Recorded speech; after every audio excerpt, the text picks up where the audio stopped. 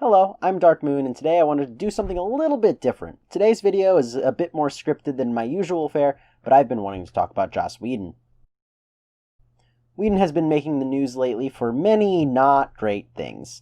His ex-wife has accused him of infidelity and went as far as to call him a hypocrite. Ray Fisher claims on the set of Justice League it was just an awful, abusive experience that the producers kind of allowed to just happen. He was reportedly abusive towards James Marsters, one of the best parts of Buffy and Angel, and apparently fired actress Charisma Carpenter from Angel because of her pregnancy. Joss Whedon, of course, denied Ray Fisher's claims, but in a recent update from the Warner Brothers investigation on the matter, Fisher and many others who came forward during the process are receiving remedial action, which at the very least means Warner Brothers believes these claims. I was not able to find any statements on any of the other allegations that have been thrown towards Joss Whedon. Some of the more recent headlines involving him is that he's stepping away from his newest series, The Nevers, on HBO, because he wants to get his personal life figured out, aka, I'm possibly in deep shit with the media and should try and get this fixed. Which, this isn't the first time that Joss Whedon has tried to step out of the limelight when facing criticism.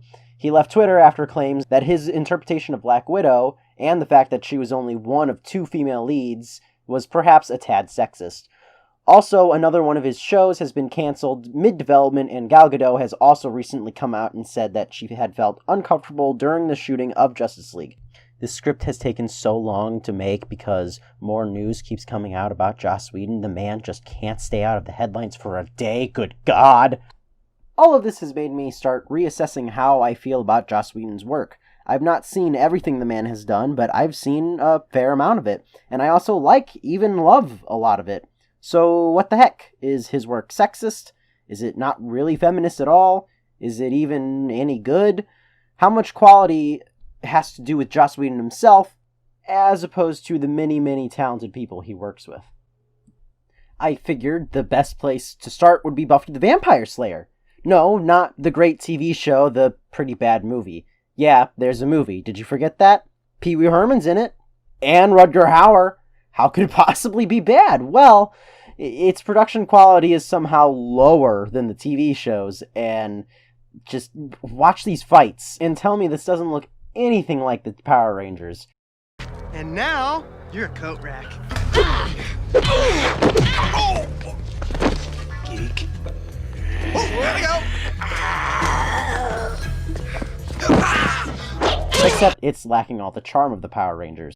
I believe it's time to think about a new addition to our family. Addition? What kind of addition? Why, a baby. What? You know, our own little bundle of evil. One that will have your incredible looks and my brains. Excuse me, a moment. I'll be right back. Sweetheart, that wasn't quite the reaction I expected. It's a pretty typical coming-of-age story, but bad. Joss Whedon is the sole writer credited to the film, so that script's bland qualities can't be shifted really anywhere else unless the director, Fran Rubel-Kuzui, I hope I said that right, really screwed with it during the filmmaking process. Overall, there's no real horror to the film like in the show, it's all cheese. After that, he has a writing credit on Toy Story.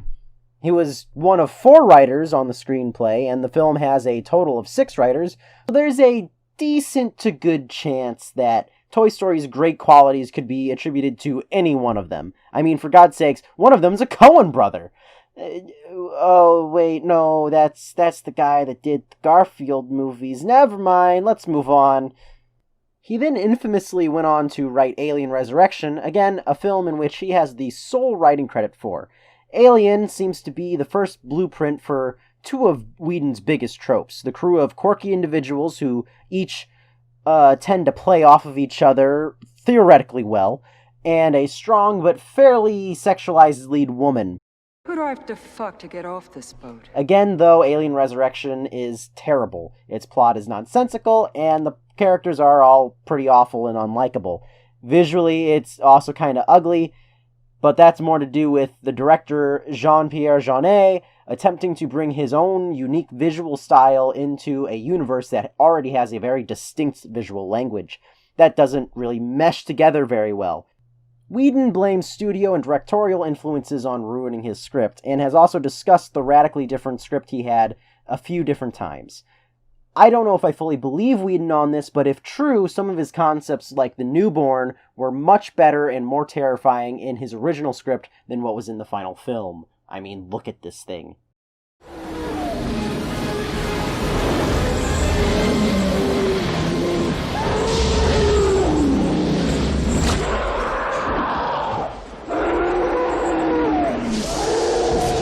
Then one of 5 writers on the pretty underrated but ultimately a financial flop Titan AE. The cast of characters very much feel like Whedon characters with how they play off of each other. It's not perfect by any means, and it falls into many cliches and stereotypical character archetypes, but again, at this point in time, he's really only part of the creative process. I feel we haven't gotten to see his own pure vision yet to really make any sort of judgments on whether his art is reflective of his allegations. He was one of 8 screenwriters on Atlantis, but again, the theme of the ragtag group of friends, a Scooby Gang, if you will, is cropping up. Fun fact, Whedon claims that almost every project he's worked on has been him attempting to remake that original script for Alien Resurrection, and I think with these last 2, you can kind of see that, and it'll also be even more obvious later on. Atlantis also has the same trope that I was talking about earlier, where pretty much in every Whedon project, not only do you have the badass woman, she's also got to be scantily clad, or half-naked, or sexualized at some point in time during the series. Now here's the big one. The TV series that really just made Whedon and put him on the map. Buffy the Vampire Slayer. One of my favorite TV shows. I grew up watching it and rewatching it. It has hilarious episodes, heart-touching moments, terrifying episodes. It's just a really great horror superhero mashup. But there's definitely some cracks here and there. Buffy herself, while definitely a strong and complex female character, does fall into some trappings. That's a given, though, as the show is over 100 episodes with dozens of writers involved. It's bound to have a few contradictions here and there. And that's the issue with analyzing the show in general. Of the 144 episodes, only 25 were written by Whedon, and he's actually responsible for some of the best episodes like Hush. Hush being the masterpiece of a Monster of the Week formula, where the whole cast had no dialogue to work with, as the creature had stolen their voices. Whedon was definitely involved with the creative process the whole time, and probably had final say in certain areas, if not all of them, but again, like with Titan AE, there are just so many other hands involved with this that I'm not comfortable giving a certain stance on one way or the other on if this is reflective of the man's alleged sexism. Yes, Buffy was characterized as lusting over various men constantly, and is definitely sexualized in various moments, which isn't great because the character's only 16, but she is also shown to be completely capable on her own and was just, again, a complex 3-dimensional character. She was vulnerable, not just when it came to men, but over many things. Yes, they did the old bury your gaze trope, but I don't actually have a but for that. That one just really sucks, honestly. The point, though, is ultimately Buffy, even if Whedon was only masquerading as a feminist writer, the times that mask fell are so few and far between that it doesn't affect the quality of the show, and it doesn't provide a clear enough look at Joss Whedon himself. Now we move on to Firefly, which I have kind of a controversial opinion on. I think Firefly is perfectly okay. Is it good? Yeah. It's got an enjoyable cast of characters, and it has some great standout episodes, but I don't know why everyone acts like never getting a season 2 of this is some sort of inexcusable crime. There's nothing in the series or the film that really screams like there are loose ends just begging to be tied up. There are definitely loose ends, but none of that makes the series feel hollow or wasted for never having followed through on. I got my enjoyment from the 14 episodes and the feature film, but ultimately I don't need more of it like a lot of people seem to. Now, how does this factor into the whole discussion? It doesn't. I mean, one of the female characters is a prostitute, and that is often used as the butt of a joke, or in a derogatory way throughout the series, as if she's at fault for the men that lust over her. And it has the Whedonism of the strong, badass lead woman who has to be at least partially sexualized at some point. Though River isn't really sexualized that much in Firefly, she definitely appears naked a lot, and I want to clarify here, there really isn't an issue if you have a sexualized character as long as there's more to the character than just that, which, so far I'd say all of Whedon's characters have a lot more depth than most female characters in TV and film. I just consider it a Whedon trope because it pops up in pretty much all of his works. We can't have just the badass lead woman, she's gotta be sexy too. On top of that, River is also characterized as childlike, and it can just come across as really weird sometimes, at least for me personally. Firefly also has the other Whedon trope where happy couples just aren't allowed to exist, and one of the members in the relationship has to die, or they just aren't allowed to get together. With Firefly, Whedon was so much more involved than a lot of these previous projects I've been talking about, especially with Serenity being his first feature film as director, not just the writer. So this just screams that original concept he had for Alien Resurrection, and he even explores some of the more horror roots sometimes with the Reavers. So I'd say that we're starting to get some peeks into who Whedon is as an artist. Angel is kind of like Buffy, but just kind of bad. It has that Muppet episode. I don't think enough people talk about that Muppet episode because it's really good. I wish that Muppet episode had been in Buffy instead of Angel because of how good it is. Ultimately, Angel just kind of felt like one of those TV show spin-offs that could be potentially kind of cool, but end up being just kind of bleh and retreading what made the original series great. Again, this is the show that Charisma Carpenter got fired from because she had the gall to get pregnant, which is deplorable, but I could never find a statement from Whedon claiming otherwise, so yeah, I'm just going to call it deplorable for now. Here's the segment of the video where I talk about all of Whedon's failed projects. A Buffy animated TV show, Angel and Buffy movies, a film about the Buffy character Spike, a TV show about the Buffy character Giles, an extremely criticized draft of Wonder Woman where Steve was the main character and Wonder Woman was more of a sidekick who was sexualized and the butt of a lot of jokes. That sounds familiar. An extremely early draft of what would end up turning into Batman Begins, Batgirl movie that he then left because, quote, I had no story for it. Why was this even greenlit without a story concept?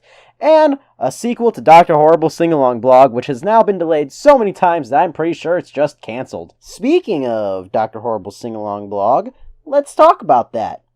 How it's, catchy tunes might make you almost forget that it's kind of feels like it's written by an incel. Wait! This is the first and arguably only project where Whedon didn't even have to answer to studio interference, producers, just himself? Oh boy! Okay, so I like Dr. Horrible Sing-Along blog. I think the music is great, but it can be kind of cringe. The short film, musical, web series, whatever you want to call it, it follows Dr. Horrible, a supervillain trying to join an elite club of evil while also falling desperately in love with Penny, who is in a relationship with his arch-nemesis Captain Hammer. Now, why do I feel like it's got some pro-incel vibes? Well, it expects us to feel bad for Dr. Horrible, and tries to play up how the death of Penny is a personal tragedy for him, despite Penny never showing anything beyond desire to be friends. On top of this, Penny undeservedly dies because she was in love with someone other than Dr. Horrible. No, really, the story paints it out like all of this would have been solved had she just loved Dr. Horrible. Which is really unfair, because the guy never even shoots his shot. He ranted about her from afar and how much he wanted to be with her, but he doesn't know a single thing about her. He doesn't even show passing interest in the things that she's passionate about. If there's any project that I think shows Whedon at his worst when it comes to feminism, it would be Dr. Horrible's Sing-Along blog. And the fact that it was just such a personal project kind of speaks a lot. After this, he was involved with things that I never got around to watching, like Cabin in the Woods, and things I also just know nothing about, like Dollhouse. So I'll have to be moving on to the Avengers. Well, actually, I'm going to be talking about Agents of S.H.I.E.L.D. first, because I couldn't figure out a good place to put it in other than right here. So anyway, Agents of S.H.I.E.L.D. is the show that has kind of the least amount of Whedon involvement that I've discussed in this video, and it kind of shows. It doesn't have nearly the amount of just pure character abuse. It's there still, but to a lesser extent, and honestly, it lacks any of the really impressive episodes that came from his prior work on television, but I still think that Agents of S.H.I.E.L.D. has some great moments. Seasons 2 through 4 are some just great superhero fun, and I wanted to at least acknowledge the show in this video. Now we can talk about the Avengers. This is the blockbuster film that completely changed how studios went about making blockbusters. How much of that, though, is Joss Whedon? I mean, Avengers is just dripping with Whedon's style. All of the crew quip off of each other left and right, the way the camera focuses way too much on Black Widow's curves. It's definitely a Whedon film. It's such a Whedon film that characters will act out of character just to deliver his quips like this. I don't think we should be focusing on Loki. That guy's brain is a bag full of cats. You could smell crazy on him. Have care how you speak. Loki is beyond reason, but he is of Asgard, and he is my brother. He killed 80 people in 2 days. He's adopted. Funny, yes. In character, no. Thor would never even consider to say such a thing because of how much he loved Loki and still desperately wants him to be his brother.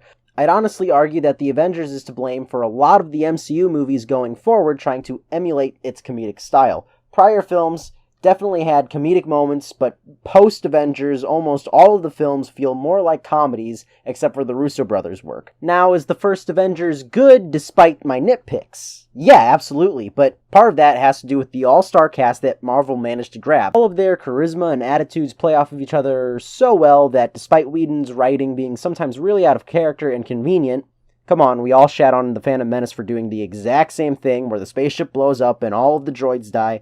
Why do we let it slide when it's literal organic life forms like the Chitauri in the Avengers?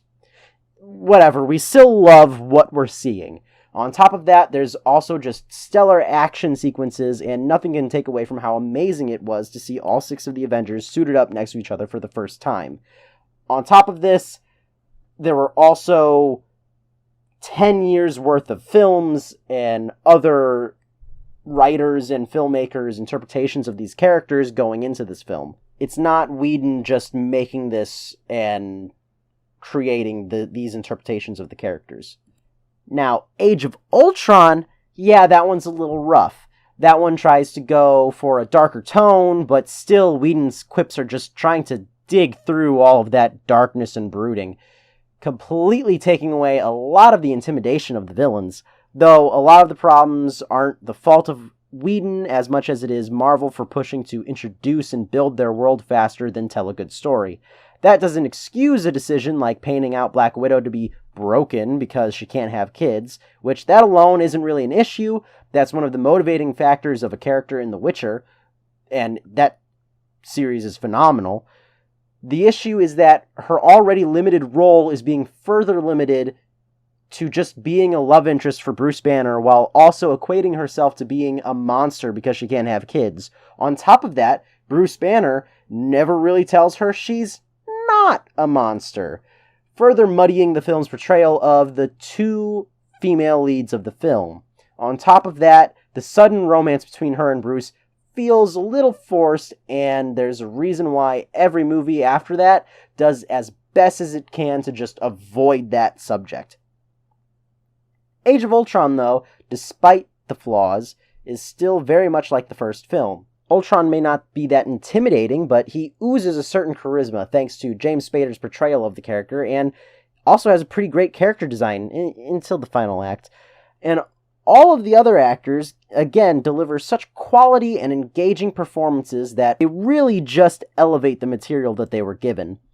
The Bruce Banner Black Widow romance subplot is made somewhat watchable by Mark Ruffalo and Scarlett Johansson, giving believable performances even if the writing itself isn't believable. The actors do all of the heavy lifting in Whedon's Avengers films, in my opinion. And honestly, Justice League suffers from the same issues of Age of Ultron, where it's kind of a mess created by studio mandates. Wonder Woman ended up being the butt of a few awkward sex jokes here and there, and the Amazonians' costume designs are much more revealing in Whedon's cut than the first Wonder Woman movie, but ultimately there's nothing much of interest for me to delve into because it's just really bland If not, it's even worse than Age of Ultron. The most interesting things that I can come up with from the Justice League are the Ray Fisher allegations that Joss Whedon's behavior on set was toxic and abusive, that he had actors digitally altered to change their skin tone, that according to an anonymous VFX artist, Whedon was just so toxic and would completely throw out and ignore anything that Zack Snyder had contributed to the project, despite only being hired to wrap up what was left of the Snyder Cut. And all of these claims seem to be backed up by Warner Brothers themselves now after the investigation on these matters has wrapped up. So what I've really kind of gathered from all of this is that at the end of the day, while Whedon is a man with genuine talent, he can make really enjoyable entertainment, but all of them have these few glaring flaws popping out here and there, and sometimes those flaws help reveal the apparent true face of Whedon, the face that has been accused of so much. His work often has a layer of spite or misery towards his female characters, and I think that might just be because he's an allegedly spiteful, hateful person who, as his ex-wife says, is a hypocrite parading feminist ideals. While he supposedly goes on to cheat and flirt with the staff on set. These bleed through in almost every work he touches, and on top of that, it just gets worse as the years go on. More blatantly cliched and sexist tendencies are on display in Age of Ultron and Justice League. It's as if now that he's in a secure position and has made a name for himself utilizing the feminism, he feels that he can just drop the facade. He no longer needs to get back at the women by making his characters miserable. He can just depict them in the way he's always wanted to. I think his quote when asked about his study of womb envy is even more revealing of a negative quality than a positive. A fundamental thing is that women have something men don't. The obvious being the ability to bear children. Men not only don't get what's important about what women are capable of, but in fact they fear it and envy it, and want to throw stones at it, because it's the thing that they can't have. This is a theory Whedon clearly thinks holds some truth in our world, and should theoretically be applicable to himself. He chooses to pelt and abuse the fictional women he plays God to, because, as he says, men fear and hate women, and getting off at playing God is his only way to really channel that, but that's just my own little theory that I may be reading too deep into. After the recent investigation from Warner Brothers showed them siding with Ray Fisher, it helped shed more light on the man. I think Whedon should be ashamed of himself and should be held accountable to the fullest extent. He should especially be held accountable for the other, much more horrible allegations from Whedon's past. I would not be shocked if he tried to issue an apology in the upcoming days. Some may find this video ultimately pointless, but I feel it's an important step in beginning to analyze and critique media in a less binary fashion. I still like some of Whedon's work, hell, I still love some of Whedon's work, but I don't like all of it. I don't even like every part of the things that I do love. If you'd like to tell me how you feel about his work, please feel free to leave a comment or talk to me on Twitter. I'm way too active on there. And also please subscribe, as I'll be making more content in the future.